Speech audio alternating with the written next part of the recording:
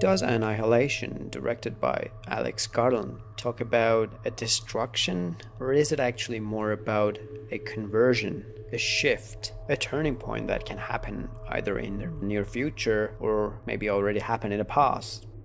If you haven't watched the film or tend to read the book written by Jeff Vandermeer, be mindful of the spoilers ahead.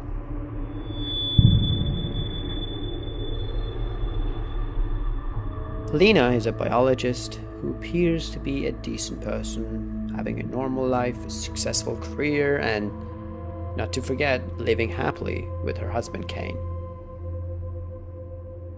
However, soon enough you'll find out that their relationship is not as good as it looks. Behind the scenes, she's actually having an affair with one of her colleagues. Lena and Kane's situation is an accurate representation of the relationships in our society, in which most of us are hiding behind our masks and just following the rules society puts in front of us. And the rules are, everything should look perfect no matter how hollow and empty they are. You can see this emptiness in the reverse shot of the characters when they're socializing with each other. By not having the exact same eye line, back to back when talking and not looking at each other, and when one is looking at the right direction, the other one is looking away. This lack of connection makes Kane to cast himself away to go on a suicide mission, so that he can maybe find meaning somewhere else. However, he finds his way back home. But when Lena realizes that he's dying, filled with regret, she decides to find out what really happened to him, in hope of saving him. Little does she know that the place her husband was exposed to is not of this world. It's an alien environment that is growing like a maze and is a result of an event from outer space. A religious event, an extraterrestrial event, or extra-dimensional are the only theories scientists are left with to describe the origin of this phenomena. These are almost the exact same questions scientists ask themselves when they research about legitimate paranormal activities like UFOs, near-death experiences, out-of-body experiences, or even shared hallucinations of people having psychedelics such as DMT or ayahuasca. But to find an answer, one must experience the phenomena by him or herself. So Lena, accompanied by 4 more female scientists, decides to venture into this mysterious zone, also known as the Shimmer, aiming to get to its center in search for answers. When they step into the area, you are immediately introduced to a surreal world. It's like they're being born to a new environment. Look at Lena's tent. Its opening looks like a female genitals. And when Lena wakes up, she looks like a baby in a fetal position. The people here put themselves to sleep in fetal position, making cooing noises. The other aspect of the Shimmer is its dreamy look. And as many people cannot remember the beginning of their dreams, the characters also cannot remember the first couple of days when they've entered the Shimmer. I don't remember anything after we reached the tree line. The deeper they venture into the Shimmer, the more their environment starts to shift, and they witness more mutated creatures. It starts with flowers, then animals, and some human-like vegetations. This progression kind of reminds us of the same order of evolution happened to life forms in our planet. The lands being occupied first by plants, then reptiles, mammals, and now humans. The physicist of course suggests that the mutations are due to the Shimmer acting like a prism. It refracts everything, including DNA, hence the mix-up happens. But instead of a prism, if you look at it as a lens, suddenly the new realm turns out to be a projection of our physical world, but everything in its true form.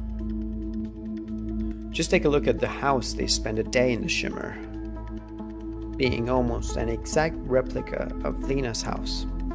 But when you start comparing the two, you find Lena's physical house to be filled with good memories, a handful of pictures on the wall, but through the lens of the shimmer, it's like an abandoned house. And you don't see many pictures on the wall, which makes most of Lena and Kane's memories meaningless, except for one, their marriage. Of course, not all of these distortions are presented in a negative way, but some of them are really mesmerizing. Exactly like a dream that can be beautiful or it can be a nightmare. When you look at the bear devouring one of the female scientists, the bear transforms into something horrific, a creature that sounds like what it consumed. On the other hand, the bear's victim, metaphorically, changes her form into a beautiful deer reunited with her lost daughter, a concept known as reincarnation in Eastern philosophy. Finally, Lena manages to get to the center of the maze, which is a lighthouse. By entering the structure, she is faced with a hole that goes underground, a burned body, and a camcorder. When she goes to the camcorder and plays the videotape, suddenly she realizes that the person who returned from the shimmer is not actually her husband. He committed suicide a long time ago by burning himself with a phosphorus grenade, and the man who returned to her is actually a clone. If you look at the posture of the burned body, instantly you think of a person meditating. One of the traditions of the Tibetan Buddhists in Path to the Enlightenment is a technique called rainbow body, in which after more than a decade of just having loving thoughts, they meditate for a couple of days and eventually their whole body turns into light, causing their physical form to shrink and burn. During this process, sometimes a rainbow of colors surrounds the body, hence the name of this tradition. You can also get a reference from the shimmer to the rainbow, the fact that it refracts everything including light and changing it to its components, a rainbow of colors. At this point, you almost begin to see the big picture of what Annihilation is really about. It's not about one's destruction or inexistence. Instead, it's about the annihilation of the ego and the path to the enlightenment. After Lena finishes the tape, she hears a sound coming from beneath the lighthouse through the hole. Knowing that at this point she doesn't have anything more to lose, she enters the hole, and now she is in the center of the maze. It is dark inside, and everything is black. It feels like the walls are moving slightly, like the roots of a tree or like a liquid. The pit that Lena entered to can be related to a phenomena called black goo, which is said to be a sentient substance that can create life. It is theorized that there are two types of black goo present on Earth, one alien and related to artificial intelligence, and one local related to nature, both competing to have an influence over life on this planet. You can also get a hint to this phenomena when you pay attention to where the lighthouse is located.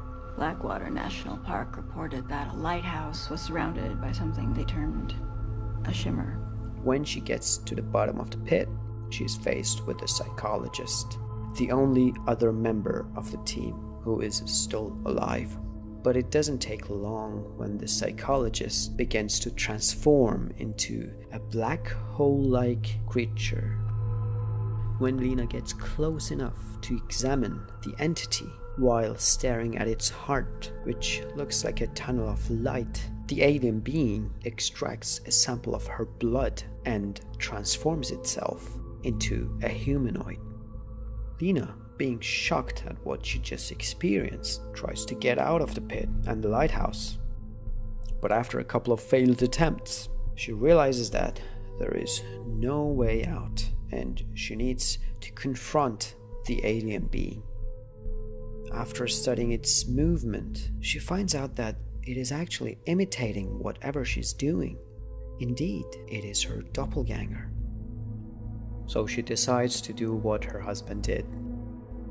She reached out to Kane's backpack, grabs a phosphorus grenade, and puts it in the doppelganger's hand. While they're holding their hands, the alien being starts to change its appearance to look more like Lena, starting with her hands, spreading it to her body, and finally her face, to a point that you can't tell the difference between the two. Lena, while being amazed at what she's experiencing, pulls out the pin of the grenade. But this time, unlike Kane, Lena lets her doppelganger to be burned instead of herself. Remember how Lena in the real world tried to paint her house white, her house being a symbol of her broken relationship? Now, through the lens of the shimmer, her projection symbolically needs to paint her house, the lighthouse or a house of light, with fire, so that truly Lena would be able to return to her husband. The doppelganger starts burning. Kane remains first as an act of purification, thus healing his new form, and then continues to burn down the whole structure, and that is the moment of Lena's enlightenment.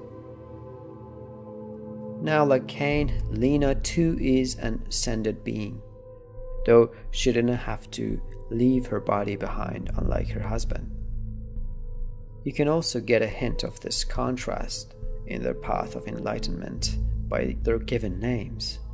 Lena, a shortened version of the Greek name Alina, meaning light, a metaphor of truth or an open-minded person, and Kane, a Celtic Irish surname meaning warlike, someone with conflict, and how he was sticking to his belief system and was not ready to change. Upon Lena's return, you will find two major elements of change that can be representations of an ascension process. A tattoo on her hand, which is an ancient Greek symbol of the Ouroboros, that is a snake eating its own tail, that can also resemble a cell splitting into two, or the infinity sign. But most importantly, it can be related to a concept in Hindu philosophy called Kundalini, which is a primal energy and represented by two spiral snakes going upward, exactly in the form of DNA, and also the universal sign of the medicine. This energy is said to be so powerful that upon its release, you should embrace it, and eventually you will ascend. Otherwise, it can consume you and may cost you your sanity. Perhaps this is exactly what happened to Kane when he was describing motions beneath his skin. My flesh moves like liquid. Or a better example, one of his colleagues, whose intestines were swirling like snakes inside his body until they made him explode. The second sign, which is a bit more hidden, is a scar on her forehead that can be related to the concept of the third eye. In Hinduism, this concept is a sign of enlightenment and is an actual organ in the body called pineal gland, which is responsible to generate serotonin and melatonin and sometimes small dosage of DMT in the brain. It is interesting to note that if you look at the brain from top, the pineal gland is located in the center of the brain, and the brain being like a maze, hence the center of the maze. Could reaching this center point be our way of enlightenment and the next phase of our evolution? A biological evolution, of course, not a technological advancement that also is a possibility, especially with the fact that we are on the verge of achieving singularity with the help of AI. As a matter of fact, if you take a quick look at the recent music video from Spike Jonze promoting the new Apple product HomePod that was released interestingly a couple of weeks after Annihilation, Almost the same exact ideas are presented there, but from a technological point of view. In the music video, you're introduced to a female character who's tired of the society and her routine life. When she gets back home, she utilizes technology to change her mood by listening to one of her favorite music. Eventually, she starts to daydream, and all of a sudden, her environment begins to shift. You see a rainbow of colors everywhere surrounding her, at which point she enters a hole in the wall. Inside the hole, or the pit, she confronts her duality and starts to interact with her. And if you watch them closely enough, while they're dancing with each other, you will see that she gets switched with her clone in the end. So we are giving the choice to pick between an evolution through technology with the help of AI singularity, or through a more gradual and natural process. Perhaps with the help of Lena and Cain acting like Adam and Eve. It is finally time for us to take our next major step in our biological evolution and transform from super intelligent animals to more spiritual beings.